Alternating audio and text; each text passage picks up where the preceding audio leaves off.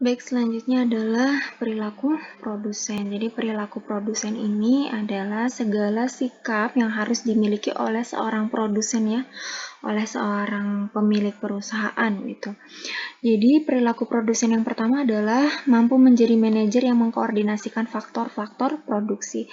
Jadi dia harus mampu gitu ya, menjadi seseorang yang bisa memadukan faktor-faktor produksi yang tadi, baik itu SDM yang bisa diperbarui, SDA yang tidak bisa diperbarui, SDA yang bisa diperbarui, modal, tenaga kerja, bahan baku, dan lain sebagainya. Gimana caranya dengan faktor-faktor produksi yang dia miliki bisa menghasilkan barang dan jasa yang sesuai dengan kebutuhan masyarakat.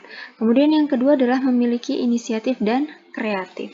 Memiliki inisiatif dan kreatif ini maksudnya adalah seorang produsen itu harus mampu, harus kreatif, harus inovatif, memadukan segala kreativitasnya untuk baik itu dalam segi ilmu pengetahuan maupun teknologi supaya tidak ketinggalan zaman gitu ya, supaya up to date barang-barang yang dia produksi, kemudian bisa bersaing gitu ya.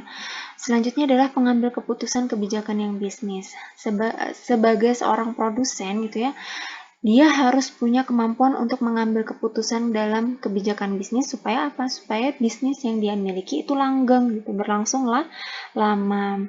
Selanjutnya adalah mampu menganalisis kondisi ekonomi.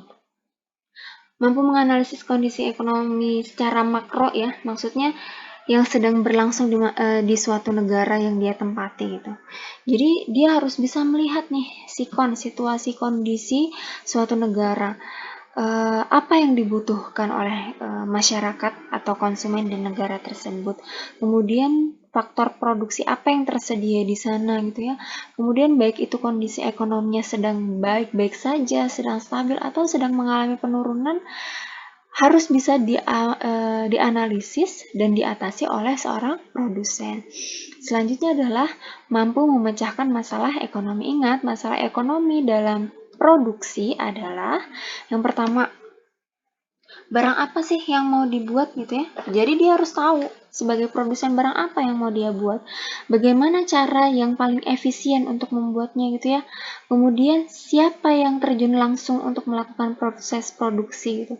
Dan untuk siapa barang tersebut dibuat itu harus dipecahkan oleh seorang produsen. Selanjutnya adalah biaya produksi. Biaya produksi ini lumayan banyak ya, mudah-mudahan kalian tetap bisa memahami. Ini Ustazah hanya akan memperkenalkannya saja. Nanti untuk contoh-contohnya kita akan di pertemuan selanjutnya ya. Ustazah akan memberikan contoh soalnya. Yang pertama, biaya tetap. Biaya tetap total.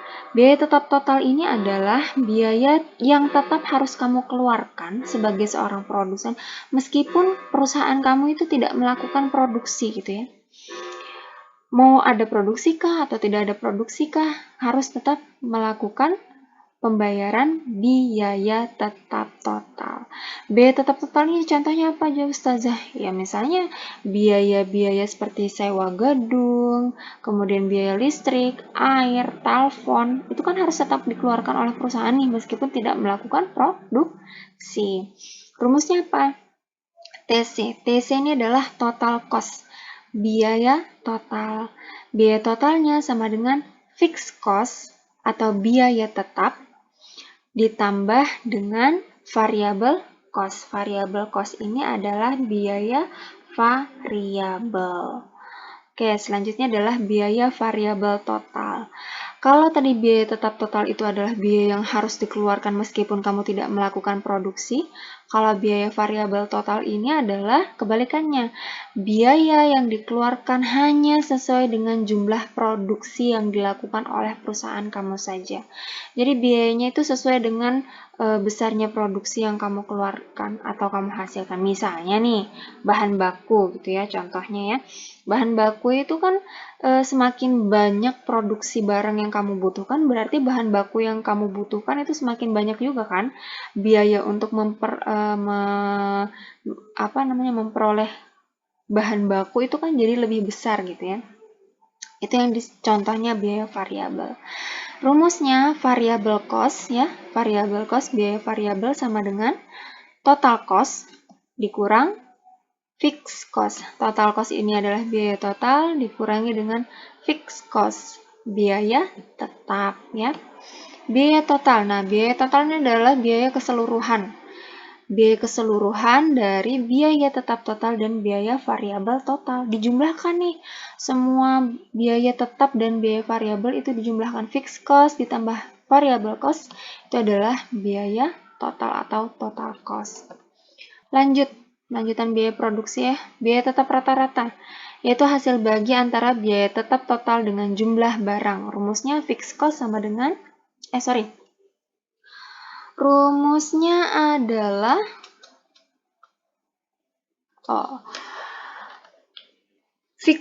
fixed cost, biaya tetap rata-rata sama dengan fixed cost dibagi dengan kuantitas. Kuantitas ini adalah jumlah barang yang diproduksi ya. Ini AFC ya, bukan FC aja. Ini AFC. A-nya itu average. Average itu kan artinya rata-rata ya. Fix itu artinya tetap, cost itu artinya biaya. Jadi AFC di sini. AFC sama dengan fixed cost atau biaya tetap dibagi dengan kuantitas atau jumlah barang yang diproduksi. Kemudian biaya variabel rata-rata. Kalau tadi biaya tetap rata-rata, ini biaya variabel rata-rata. Adalah biaya variabel satuan unit produksi. Kalau tadi kan biaya tetap total ya, kalau ini biaya satuannya. AVC atau average variable cost sama dengan variable cost, biaya variabel dibagi dengan kuantitas atau jumlah barang yang dihasilkan. Kemudian biaya total rata-rata. Biaya total rata-rata yang diperoleh dengan total cost dibagi banyaknya jumlah barang tertentu. Rumusnya AC, average cost, sama dengan total cost, biaya total dibagi dengan kuantitas atau jumlah barang yang diproduksi. Selanjutnya, biaya marginal. Biaya marginal ini adalah biaya yang bertambah karena adanya tambahan satu unit produk. Misalnya yang tadinya 100 gitu ya, karena ada tambahan satu unit produk menjadi 120. Misalnya biaya yang dibutuhkan itu adalah biaya marginal. Marginal cost atau biaya marginal sama dengan delta total cost. Delta ini adalah perubahan ya, perubahan karena ada tambahan tadi atau pengurangan. Dibagi dengan delta quantity. Delta quantity ini adalah perubahan jumlah barang, baik itu karena penambahan atau pengurangan unit produksi. Nanti mungkin akan lebih mudah ketika kalian melihat contoh soalnya ya. Jadi hari ini cukup kalian tulis saja pengertian dan rumus-rumusnya. Kita lanjut ke penerimaan. Tadi kan kalian bicaranya biaya produksi ya. Sekarang kita bicaranya tentang penerimaan atau revenue. Adalah semua penerimaan produsen dari hasil penjualan produknya ya. Jadi penerimaan itu adalah pendapatan ke seorang produsen setelah melakukan penjualan produknya. Jenis penerimaan itu yang pertama adalah total revenue. Penerimaan total dari hasil penjualan produk rumusnya. Jadi total pendapatannya sama dengan P ini price atau harga dikalikan dengan Q, quantity atau jumlah barang yang diproduksi. Misalnya price-nya harga satu barang itu adalah 100. Yang kalian produksi adalah 50. Yang hasilnya berarti harganya 100 dikalikan 50 menjadi 5.000. Berarti total revenue-nya atau total penerimaannya adalah 5.000. Average revenue atau penerimaan rata-rata. Penerimaan per unit ya dari penjualan produk.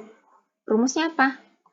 Average revenue atau penerimaan rata-rata sama dengan total revenue ini tadi dibagi dengan kuantitas.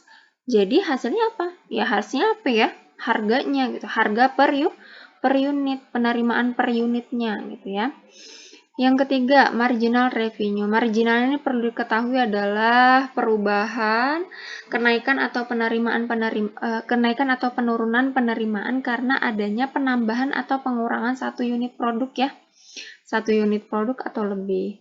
Rumusnya marginal revenue sama dengan delta atau perubahan total revenue dibagi dengan delta jumlah barang yang diproduksi atau quantity. Quantity ini jumlah barang yang diproduksi. Mudah-mudahan bisa dipahami ya.